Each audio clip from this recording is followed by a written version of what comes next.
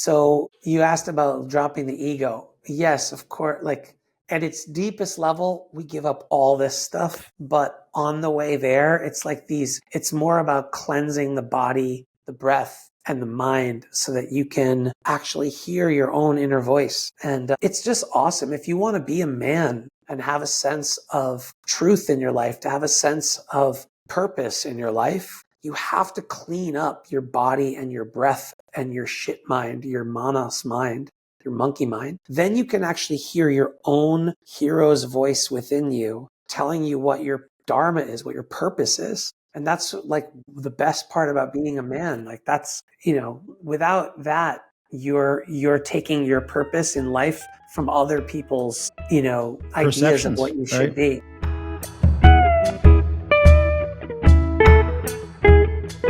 I started yoga when I was 19 years old.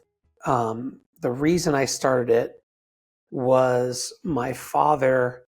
I was a freshman in college. When I was a freshman in college, I worked for this comedian, Jeffrey Ross. He's the roast master general. Yeah. Actually, I literally saw him last weekend. It was just, I've known him for over 20 years now. So when I was a freshman at NYU, I met him like in a line. I was waiting in line one day. I think he was hungover or something from a show. And my roommate was like, "That's Jeffrey Ross." I'm like, I didn't know who he was. This was 20 years ago. We didn't have YouTube. It wasn't like, sure. I was like, to know who Jeff Ross was 20 years ago, you had to be really into comedy. And my roommate was like super into comedy. And so we kind of like called him over, and he like kind of came over like, "Hey, what's up, dudes?" And he started saying how his friend who works at MTV had an intern and maybe he should get an intern from NYU. And I was like, "I'll be your intern from NYU," and he's like, "What do you want me to do?" And he was like, bring 5 cute chicks to my show tonight. And so of course I did. And then I started working for him and I got to sit in on writer meetings, and I was basically like the coffee bitch for him and a bunch of writers. That's where you got to start in that world, right? Yeah. But it was awesome. That's how I started. So long story short, I was doing that my freshman year, and I was getting into lots of trouble. I was partying a lot. I was had gotten into some wild stuff, not because of Jeff, but just because of all the people that I was around. And then my father got sick with cancer, and I came home for Thanksgiving weekend or break or whatever, and my father was on death's door. He had stage 4 non-Hodgkin's lymphoma, and it was like they were giving him the strongest doses of chemo they could give him. They thought he might die. So I was, I was pretty distraught. And my mom had just been staying at the hospital. So I was at our house, and my parents' house, I should say, and I heard this message on the answering machine from this woman in broken English asking for my father, asking how is his energy, like, "Stephen Donim, how is your energy?" And I was like, "Who is this? What his energy? What is that?" So then I called this lady back, and apparently she had a Dawn yoga studio in Somerville that my father used to go to like years before. And she was thinking of him probably because she needed a sign or something, like a new sign. My dad's a sign maker. And, but I thought it was a sign. And I remember meeting her in person and sitting with her, and I had never met a spiritual person before. Like, I had never met someone that exuded calmness and receptivity, and she was sitting in full lotus, and I was sitting on the floor, like with my shoulders hunched up. I could barely sit. And I remember I just, in my mind, I started like, I couldn't talk to her. I was so taken aback by this person and her aura. And in my mind, I was saying, like, "Please come see my dad. Please come see my dad."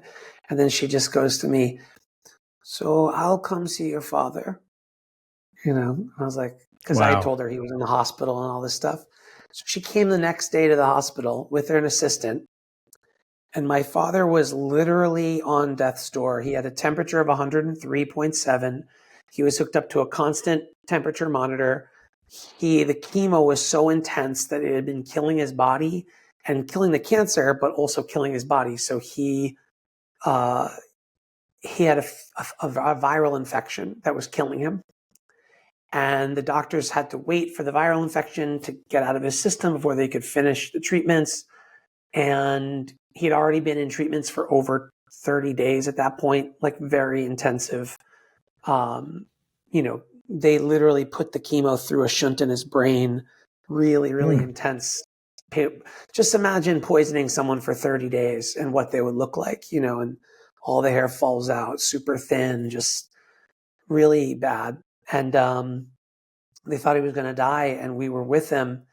At that point, they were kind of like open to anything. So I brought this yoga master and her assistant into the room, and she sits my dad up in a chair, and she starts rocking his body very gently, like rhythmically. And as she's rocking him, he was delirious with fever, but then he started to look at her and like focus his eyes on her through just the gentle rhythmic rocking. So right there, that's like a technique you would never see a medical doctor do, but yoga has ways of understanding the body, the mind, and the spirit that we don't think about, in Western medicine. Sure. And when he focused on her, she asked him if he wanted to live. And he said yes. But she was like, I don't believe you. Do you really want to live? And he said yes. He started to cry. And it was like he came to, and after that, she put him back in a chair, put him back in the bed, and told us to massage his hands and feet and to love him. And they basically left. And with his temperature started just going down. Within 90 minutes, it was 98.6. And Let me ask you, yeah, go ahead. As you said that prior to that, this was the first person you met, first spiritual person you met. You had this experience the day before, a couple days before, whatever, where you're sort of, blown away by this person's aura and whatnot. And now they're in the hospital. And you also discover that your dad used to, study with this person. Now you're in the hospital. Like, what did you think as she's rocking your frail father back and forth? Are you like, what is going on here? Or were you sort of open and receptive to anything at this point? I had gone into like protective mode, and I was very vigilant to make sure no nurses were going to open the door and come in. I was standing in front of the door. I'm like, these people are here to help. I will make sure they are safe. Like I had like, just like, grunt man thoughts in my head. Like there was no, like, I didn't care if they're doing voodoo. I didn't care what the hell they were doing.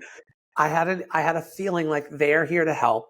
They didn't ask for money. They're just like, they just came. They're not giving them anything to eat. Like they're literally just, and my mom was sitting. It was weird. It was like we made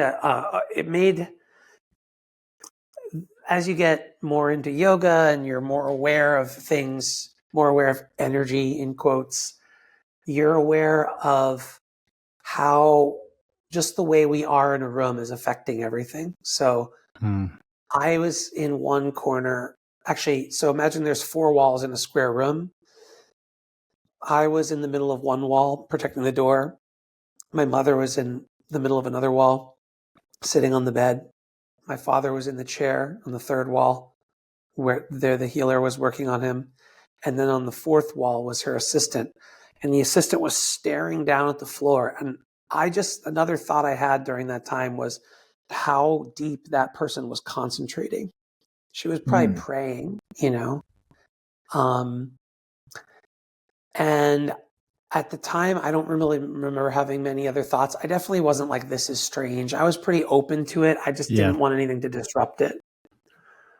It's interesting to see. It's sort of a theme on all this is if you're not open to yoga or open to these energy practices, if you're not open, like it's interesting, she asked your father, do you want to live? Like, are you even open to this? If you're not, there's no ability to receive any of this stuff. And if you're doing any even a physical yoga practice, if you're not believing in it as you're doing it, you're never going to break through that wall. And I could sort of envision you trying to protect that space, knowing how critical it was to make those connections and feel the energy in the room. And I would say prior to that, I've always been open-minded in the sense that but I just wasn't interested. I wasn't interested in yoga. I wasn't looking for yoga. I was interested in girls and working in entertainment and, like partying. I had zero interest in yoga, but at the very least, I was open to it. And I think that that's a message for guys. Like, if you're suffering with one thing or another, you don't have to be interested in yoga. If you're just open to it and you try it, you're more likely than not going to have an experience that you find helpful. And then it becomes like a breadcrumb that you just start, going down. So did your yoga practice sort of take off after this experience? Basically after that experience, he survived, he's still alive. This was over 20 years ago. So, he's, now 78 years old and he's doing great. He survived that and went into complete remission within like 2 weeks of that. And it was a mixture of, I do believe it's a mixture of the chemotherapy and it's East and West that was helping him. Yep.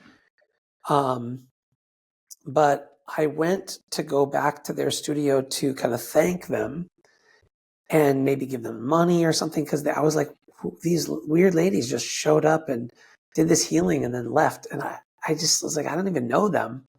And I went back there and I was trying to thank them. And she said that if I wanted to thank her, I would, get a membership and take classes.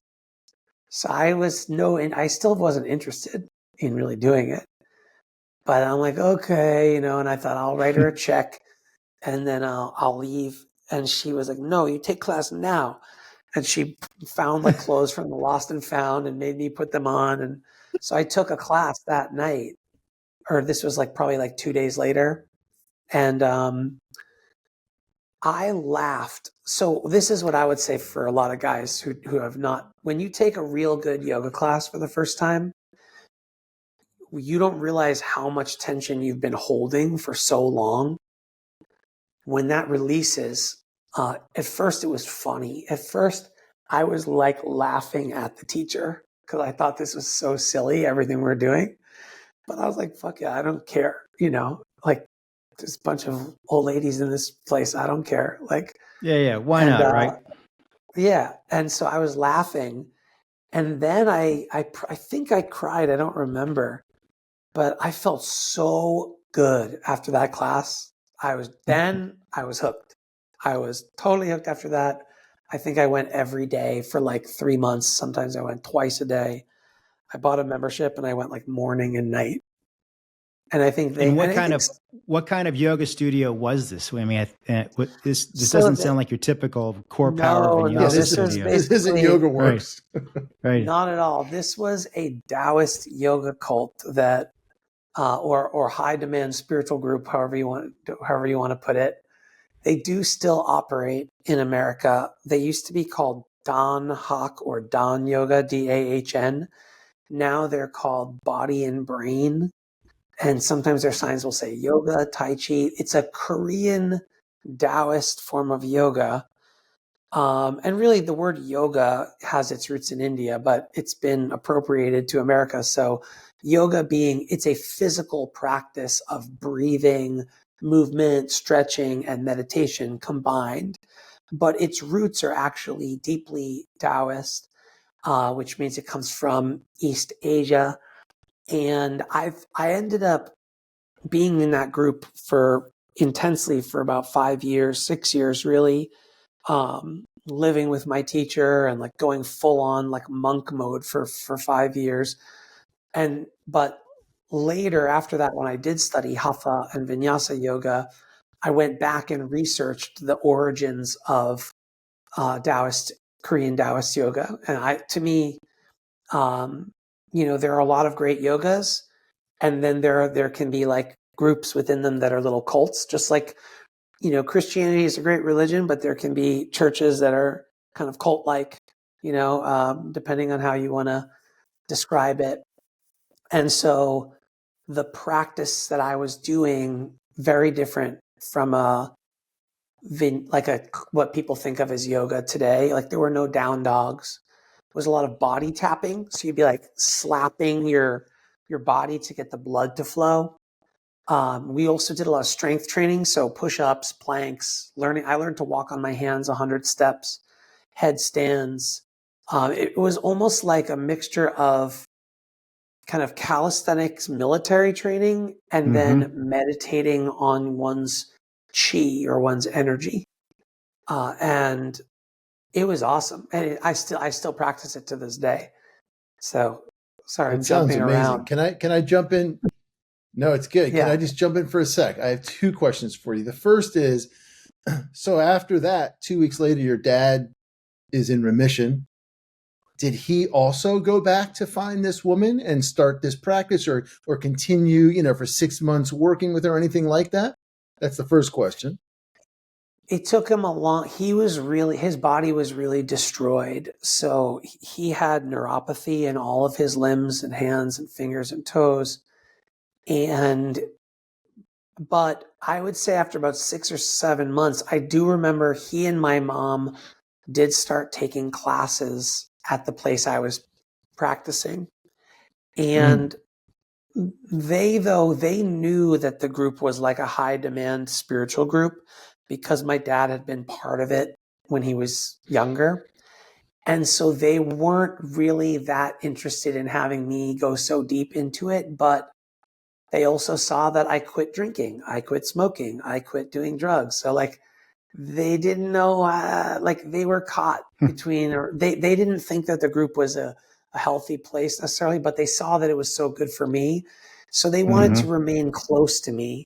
So they joined to kind of do the exercises, but to kind of remain close. This is a funny story. I don't know if I've ever told this, but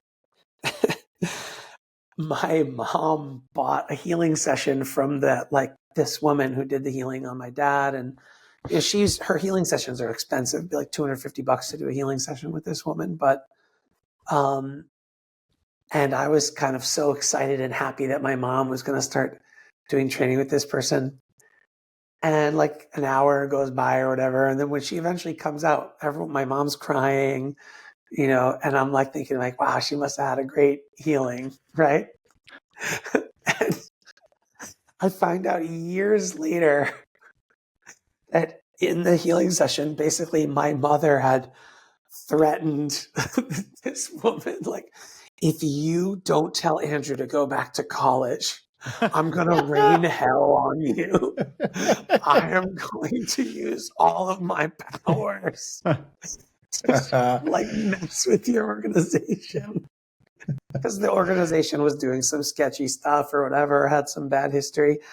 And so she made a deal with Master Chunjim that Chunjim came. All I remember was she coming out after the healing session and patting me on the shoulder or something and said, I should go back to college. And I was like, oh, really? I shouldn't become a monk? I should go back to college? So that's a perfect segue into question 2, which was, you came home for Thanksgiving and met this woman and your dad and all that kind of stuff. And then how did you then decide, forget NYU, I'm going to make this my life all of a sudden? Yeah, great question. I did. I had just instantly, after witnessing that, what I witnessed, it was real. When I remember after witnessing that, walking out to my car, my mom stayed in the hospital, but the relief that I felt, I was given the gift of bhakti or faith. Mm-hmm. In the Bhagavad Gita, it talks about, that faith is a gift, given to you, to those. And that experience that I had, I was sitting in my car and I don't know, the radio turned on and it was this song by Jewel called God's Hands. And it was, if I could tell the world just one thing, it'll be that we're all okay. And not to worry, because worry is wasteful and useless in times like these. I won't be made useless. I won't sit in darkness and despair. I'll get down on my knees and I'll pray. I was like, I had never been religious as a kid. I had never believed in God. I always thought that was a silly concept, at least the way it was taught to me. Yeah. But in that moment, and I felt grace. Not like I witnessed a miracle. I don't believe my dad healing is a miracle. I think there's a science to it. I think yoga is the science of religion. But grace is something that people can experience. And once you've experienced grace, regardless of your religion, I mean, I know guys that I just met up with a friend of mine who I hadn't seen since I was a kid, black guy, grew up very Christian. He experienced grace in his own way, and he just started getting into yoga. I think men who have felt grace, and a lot of guys that don't, but I think that yoga will feel like a natural healing for them. I can't remember why I was telling you this whole story. What question about NYU. So after experiencing like grace, after experiencing that there was a power bigger than I understood, I was more interested in that than anything else. So I took the semester off for sure. And then I didn't want to go back to school. I wanted to just study yoga because I felt that I was deepening that feeling of grace when I would do practices, when I would meditate, when I would get into my body, and when I would learn about energy healing and this kind of stuff. So my parents, though, did convince that my teacher to recommend that I go back to school. So I did. And I found another Taoist teacher of the same lineage in New York City and ended up living with him for 3 years. While I ended up changing my major, went into religious studies, got, wouldn't say broke up with, but basically said thank you to Jeffrey Ross. And then we kind of I didn't see him anymore. I didn't get into that world. I just totally walked away from that world. How do you, that's, at all stages, right? No matter how old we are with our guy friends, there's a lot of shit talking and whatnot that happens. And it sounds like in your first semester, or at least at school, you had a good time and you probably had other buddies that you were out there. Right. You raised your eyebrows, right? Like you had a good time, probably maybe not too dissimilar to being in a fraternity in some ways. I still get shit 25, 30 years later for, the different paths that I've been on. I can only imagine in school trying to pull off something like that and walking away from those things and walking away from whatever opportunity Jeffrey Ross may have that's a big choice. I mean, to wave off, the glitter of Hollywood in the entertainment industry to go do something I had a manager and an agent too. I also had beautiful hair, which I don't anymore, but I had long flowing hair, and I turned out, I did walk away from all that. And what I found, I think because I was young and I was so young, I think if I had found yoga later, certain friends of mine, I'll just say that my friends ended up kind of shifting, because we were, you're finding yourself in college, you're finding your tribe. And I definitely just kind of pulled a 180. What's interesting is that a couple of my friends actually just joined in, like they got in on it too. Not as deep as me, in that sense, but they thought it was fun. They thought yoga was early 2000s. Yoga was just starting to be cool in New York. Mm-hmm. I mean, Jivamukti Yoga Center, we would go there and like Sting would be there. Or I remember being in a class where Russell Simmons was being oiled up by two supermodels before class. I was like, whoa, what's going on? Now we know that that was not probably a good thing. But I guess my friends from high school, though, what's funny is they definitely thought I was weird. My family thought I was weird. My cousins, you know, a lot of people couldn't believe that I gave up the gig with Jeff because it was a great opportunity, especially the world that I had wanted to be in. I don't know. It's I hard didn't getting in care. those doors, you know? Yeah, but so many of those people have come back now. You know, yoga does not have the same stigma at all, in my opinion. Um, I guess maybe it still has some, but there are so many good teachers and ways of doing the yoga practice. So yeah, I don't know. It didn't bother me so much, to be honest. And what did you think the what did you think the path was for yourself? Like, I'm just gonna, you know, how many down dogs to the, where were you trying to go, or just explore, or was it that you were just exploring spiritually what this thing was giving you, and you were going to see what happens, or did you realize 2 years in, like, I want to teach, I want to be that guy? No, I wish that I was just flowing with it. I was very much, as soon as I got into it, I'm a very extreme guy. And so I'm like, oh, I want to be enlightened, whatever the hell that is. You know, I had this idea in my head about some like superpowers, you know, Gandalf or some like, just like a wizard person, you know, no suffering, you know, full control of their body, like a superhero. I had this ideal about what I thought enlightenment was. And I was young. I was like 19, 20 years old. So my teachers, who were 40-year-old guys at the time, they were women, but then the guy that I studied with in New York, he was probably in his early 40s. I was amazed by him. You know, I looked up to him and I wanted to be like him. So that was what I wanted. I wanted to be able to sit in full lotus, you know, and have a straight spine and be super flexible. I thought that that was going to bring a lot of peace. And I really believed that there was enlightenment was this like super bliss that you could feel that would erase all pain and suffering for the rest of your life.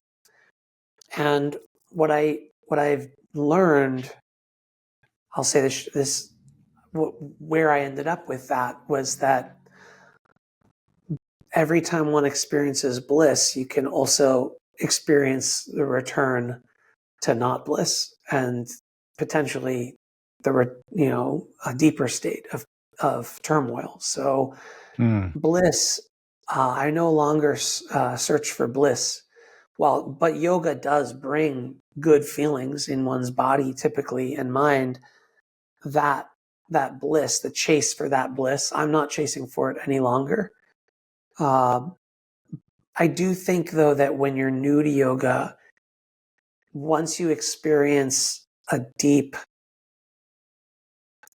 dropping of the ego and you experience how blissful that is, how peaceful that is, I call that, or my second guru, Dharma Mitra, would call that the backup light. And because once you've felt it, it's like you have faith that what you are is beyond your identity as an individual self. And so you can always remember that when things are really, really dark. So I think there's a purpose to doing the yoga, to experiencing deep bliss, but that purpose is only to allow you to then be okay with the way things are, and that the deeper enlightenment is being more and more okay with the way things are. I don't know if I'm making And any how would sense or you? if I seem like, No, no, I Yeah, think it yeah. makes a lot of sense. I just maybe open it up for the audience more as far as um, this train of thought. What does dropping the ego mean to you? I think it's I think, well, the first thing that will come to mind is in one's conscious experience, right? Right now, I'm consciously experiencing myself as a man sitting in this chair talking to you guys. And let's say instead I was doing some breathwork practice or meditation practice, and then sitting there for a long enough time where after concentrating so hard on something, um, I I lose the sense that I am the thing concentrating on that, but that thing and me are kind of one. That thought form or that idea becomes present. And in that moment, whatever whatever I am is experiencing a lot of bliss, the I amness. Mm-hmm. That has happened to What about? me. Go ahead. I was going to say, and again, if some listeners are hearing this conversation, unless they've done a fair amount of meditation, they might have a tough time really understanding the edge that you're making on. Let's say it's the guy on Metro North going into the city. Let's say it's the guys our age who are spending a lot of time, raising kids, doing 9 to 5, that kind of thing. For guys like that, what does dropping the ego mean to them, just on that first level for them? I mean, on the first level, it would be the voice in your head that's judging you and telling you that's good, that's bad, all that. That little voice got quiet. I mean, just dropping the ego in a very gross sense, or at its first levels, would be doing what's actually good and what's actually right for you, as opposed to banging your head against the wall with the same bullshit you've been doing. I think every one of us has an internal compass that is pointing us towards that which is good or that which is not. And just going towards that which is good is the first step in breaking down the ego, because the ego is just this scared part of oneself that wants to constantly be reassured and feel good and avoid pain and feel pleasure. Mm-hmm. So if you, and like the mind for most people is so dulled from staring at a screen, I mean, man, I noticed like after the election, like, I was like, man, I had to throw my phone to the side. Like, this thing is dulling my mind, where I'm losing all my sense of how to listen to and follow the good. Yeah. And that good is within you, so that would be the first step for anyone. It's just be like dropping all the bullshit and saying, what is the good for me in this situation?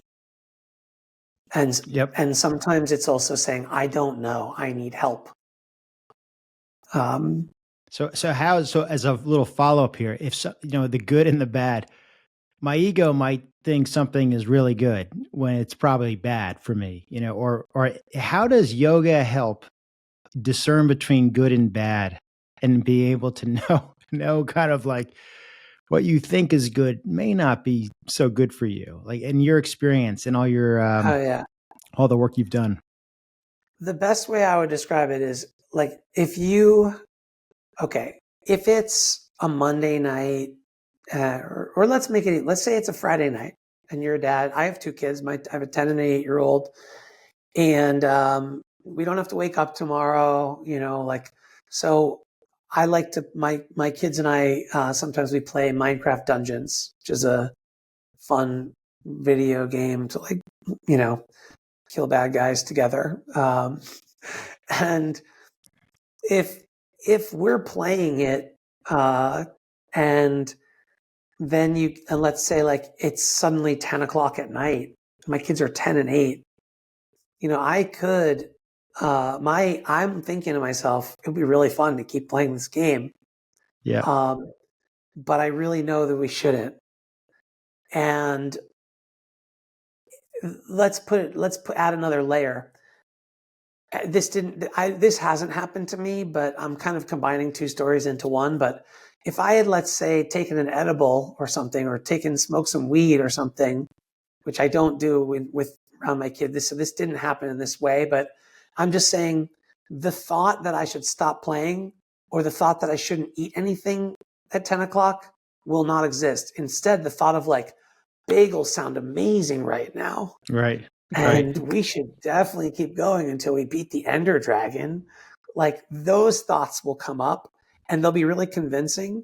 But what yoga does is it destroys those kind of thoughts. And it cleanses you so that the thoughts, you can actually hear your wisdom, your inner wisdom.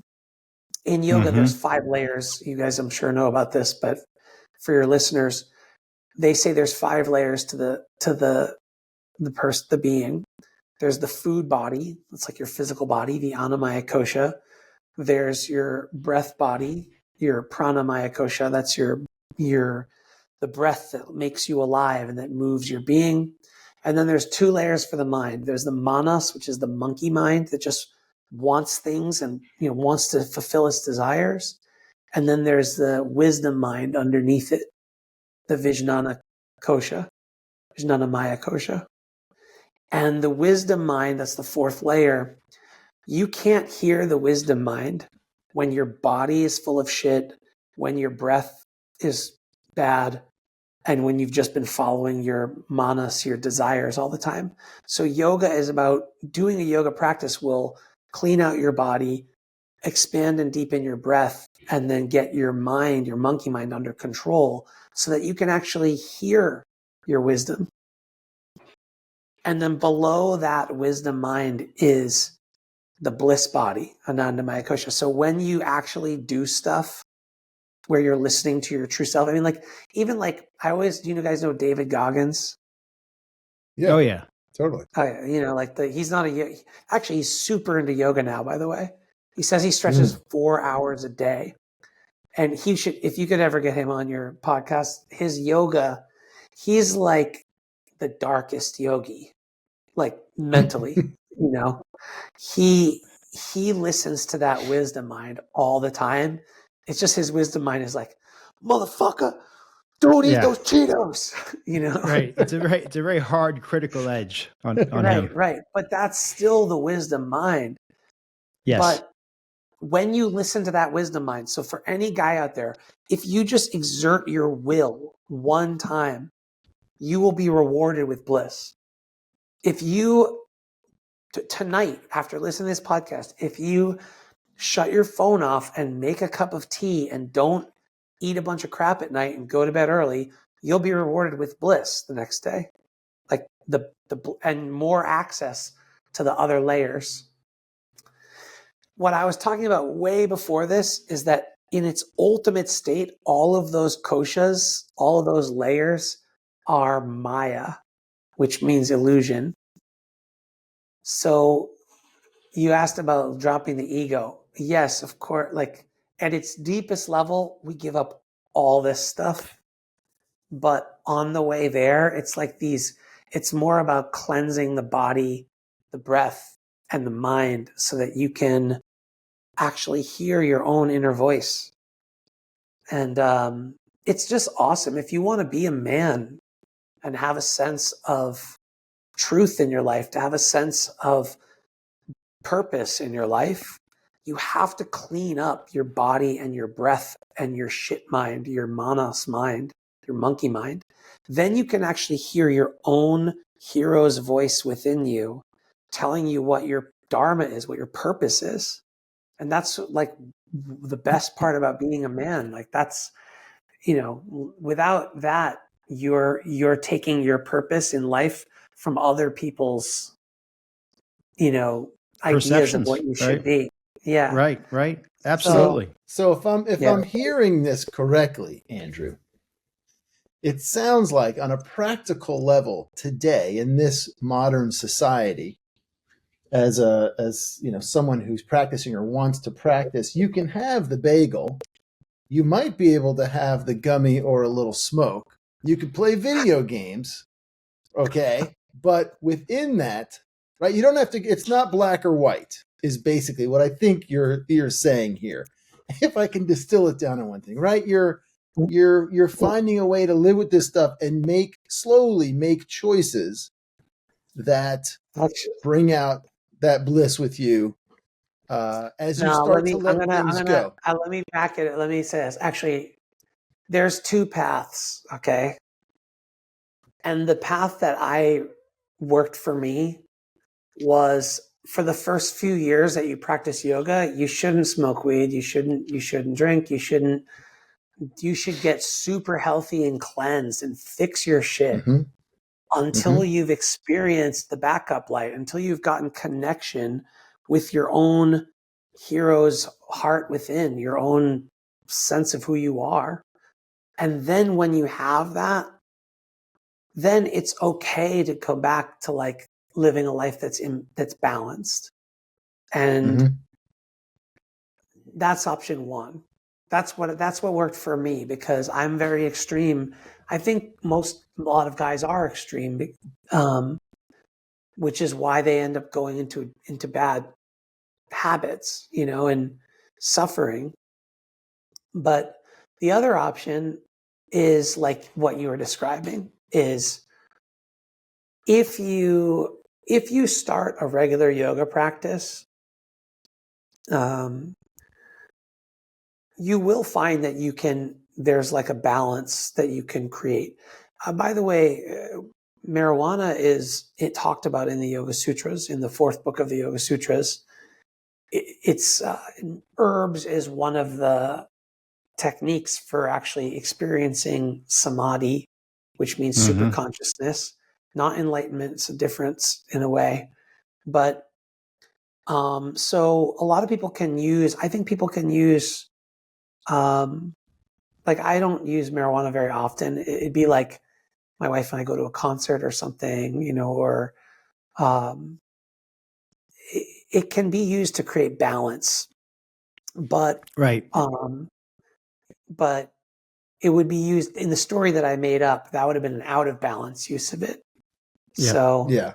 I think the easiest thing is like alcohol. Alcohol is probably a perfect example for a lot of guys where, it really creates even more of an illusion for you. I think different than weed, alcohol doesn't quite give you moments of insight. There's more illusion. I also find with a physical practice, it gets very hard to stay with alcohol, even if you're only having it a little bit here and there, especially if you're over 45. Like even even a drink or two or a beer is going to affect you in sleeping in the next day. And so if you have a physical practice, and a lot of these studios now are doing hot yoga or Bikram or, aggressive vinyasa classes, your body needs to recover. And if alcohol is just going to undermine the recovery. So I always find alcohol is like the perfect example for the fact that yoga can help you move into healthier habits. And whereas with weed, it does get a little more complicated. Have you guys found your tolerance go way down? I mean, I can't drink alcohol anymore. Like I can drink a little bit, but I would say that yoga definitely makes your tolerance go way down. Oh yeah. Yeah. But I think balance is the ultimate goal. But I just don't want to dissuade anyone. If you're listening to this and you're a guy and you're kind of like, it's okay to jump in. It's okay to just go whole hog and like dive in. It's like you don't have to. Yes, you can do it with balance, but I've seen a lot of guys go really, just start practicing every day, changing their life. I don't think that's a bad thing. You definitely will get a lot of friends giving you shit. Yeah. But it becomes Well, I think fuel. to call back, Derek, you remember when we chatted with Brian Kest, we talked a lot about programming. Yep. And I think, Andrew, what you're talking about a little bit, especially if you're coming into it, in your 20s, let's say, you've dealt with a lot of programming that needs to be unwound, right? To get back to the backlight. Is that what it was called? Yeah, the backup light. The backup light. Have you Which guys certainly can be harder to get later in life. You start yoga in your 50s or 60s, you got to dig a little deeper to get well, actually, I think backup light. It could be harder to deprogram when you're ascending as a guy in your career and That's your true too. physical capabilities. When you're descending as a guy, it might be easier to deprogram because you're not able to keep up with the original routine, Yeah, and you probably don't care as much. You don't care as much, right? Right. I just think we're all going to die one day. Like our bodies we're going to die. We're not going to be able to take anything with us. And, for me, I guess having experienced, like having really gone deep to try to answer the deepest questions for myself, that was a worthy pursuit. So I wonder when you hear that, you guys are like, this is not our podcast, dude. It's not what we talk about. Like, this is totally what we talk about. This is totally in the ballpark. Keep it going. Man. I think if guys are considering yoga, it's probably because they've maybe been suffering. I think guys consider yoga for a few reasons. One, they've suffered a lot. First, maybe they're really just always interested in esoteric spiritual stuff. That's a small group of guys. I don't know if that's who you're talking to that much. The second one is they've been suffering. Maybe their physical body's suffering. Maybe they're suffering mentally, emotionally, and they haven't been able to find an answer from the society that we have. It's kind of based on take a pill, avoid your emotions, avoid your pain. And then I just think with that second group, yoga is something that has a chance to take you on the deepest journey. Satchidananda used to say that yoga can help like a Christian be a better Christian, a Muslim be a better Muslim, a Jew be a better Jew, Hindu be a better Hindu. Like it can clear you so that your mind can actually focus on why it's even here. Why are you here? Well, I think, I was going to say, I think you're right. I think like a small percentage of guys who are probably, considering being a religious studies major in college, like some of those folks probably fall into this curious about yoga. But I think in the majority of guys, especially let's say over the age of 35, they're getting into it because they're things are falling apart. They're having issues. As my friend Johnny says, guys only come to yoga after they've completely hit rock bottom. Like basically they've tried everything else. A lot of guys who are in the program, in order to support their 12 step. Sobriety. A lot of those guys are in yoga and they see the discipline, the practice, and the community as being a great place to meet other healthy minded guys. To your point about the fact that, we're all going to be gone in the long run.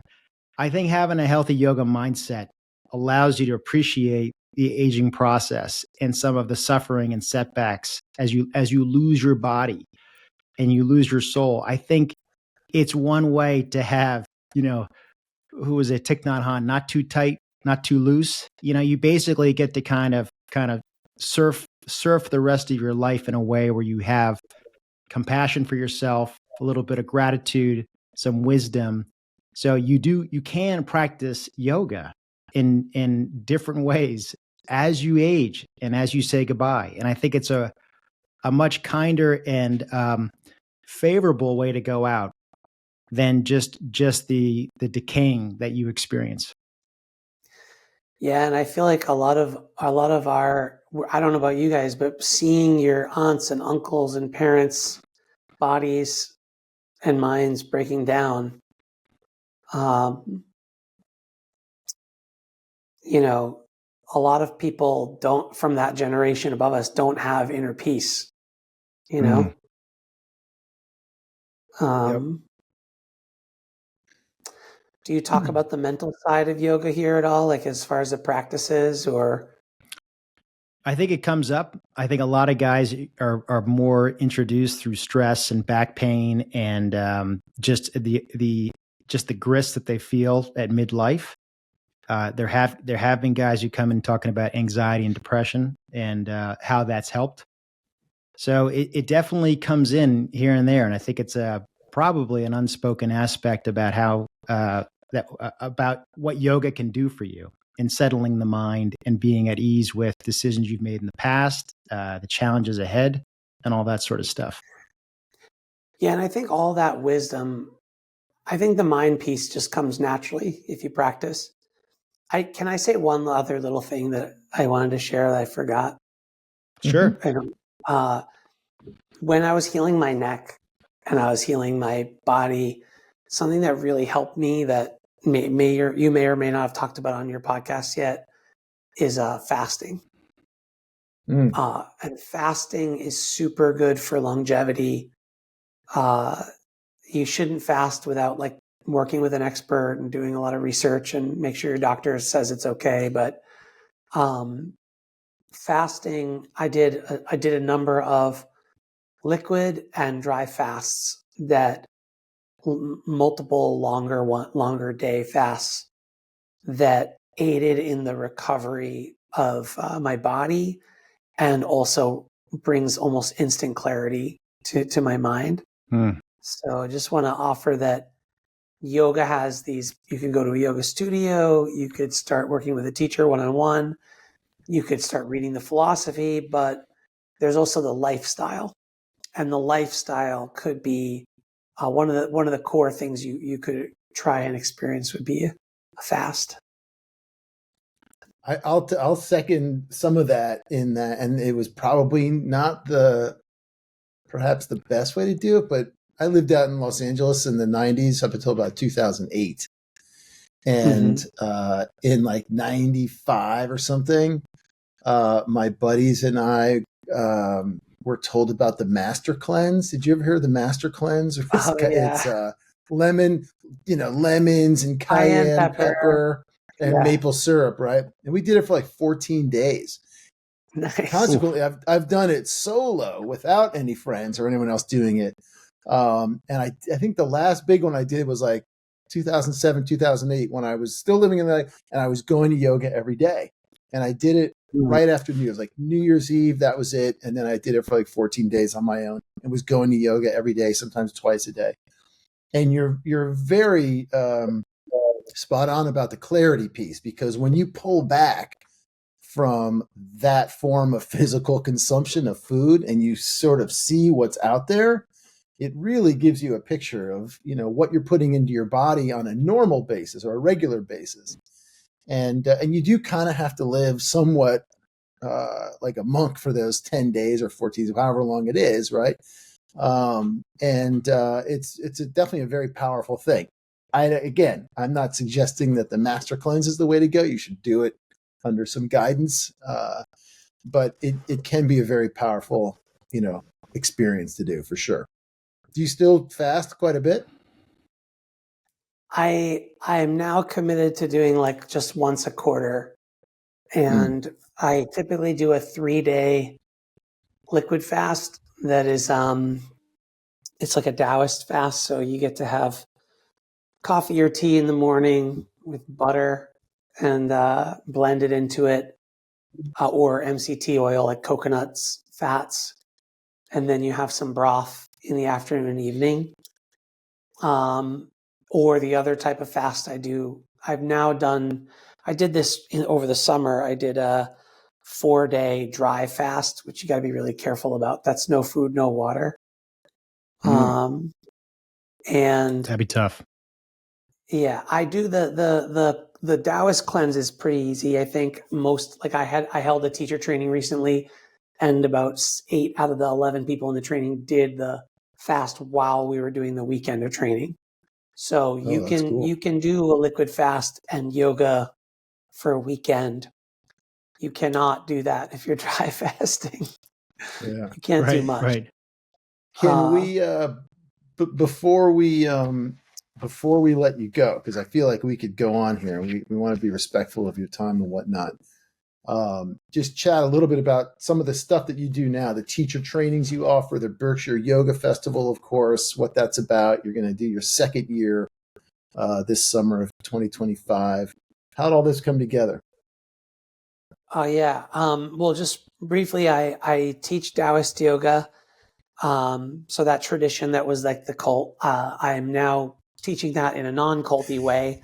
So if people just want to do the practices and learn, and we have an app coming out maybe by the time this launches. It's a Taoist yoga with Andrew Tanner.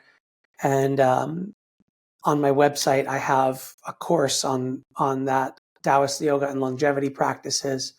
It explains more of the history of the yoga, and it's a really accessible style for guys who aren't that flexible and want to try something that's a little more esoteric, I guess. And I teach people to be Taoist yoga teachers. So this style, my goal is that just like every yoga studio has a yin yoga class now, or Kundalini, these are like styles people have heard of. My hope is that, 5-10 years from now, every studio will have a Taoist yoga class. But on top of that, I run the Berkshire Yoga Festival, which is the largest, or one of the largest yoga festivals in the country. And it's on Father's Day weekend in the Berkshires. And it is an epic 4-day adventure where you can take a class. There's 150 plus classes in 4 days to choose from. Everything from meditation to cacao ceremonies to hot yoga to vinyasa flow to gentle yoga to restorative yoga to learning about yoga anatomy to making a fire in the woods. There's hikes, there's vendors. It's also fun for the whole family, so kids can come. There's a kids adventure park on the mountain. And I will just say, for any single guys that may be listening, your odds are really good if you come to the festival. I'd say it's about 80% women. But it is a wonderful place to learn about yoga because it's actually really good, easy to find classes that are for beginners, because there's so many, amazing teachers in one place. So my dad came last summer and he took classes, and he's in his 70s. So if he can do it, I'd say anyone can do it. Yeah, it sounds like a great way to really get a nice intro to yoga and get a sense for the different styles and that sort of thing. If you're in the Boston, Hartford, New York area, easy trip to the Berkshires. That sounds great. Yeah, totally. Yeah, and people can you don't have to do yoga too. You can show up and kind of, see what's on the schedule, and it's just a fun event to come to for a weekend. Yep. Cool. I think we got to get you back, man. Thank you. We got to get you back. Thank you, Larry. Sorry, I'm on probably a bit of a lag here. Yeah, Andrew, great to have you here. Join us. We're psyched to get you back in the spring to have you tee up more about the Berkshire Yoga Festival, and really great to connect with you. Appreciate it, guys. Thanks for keeping the flame for men. If you can, every man that you bring into yoga, I think it's like an account, money in your karmic bank account.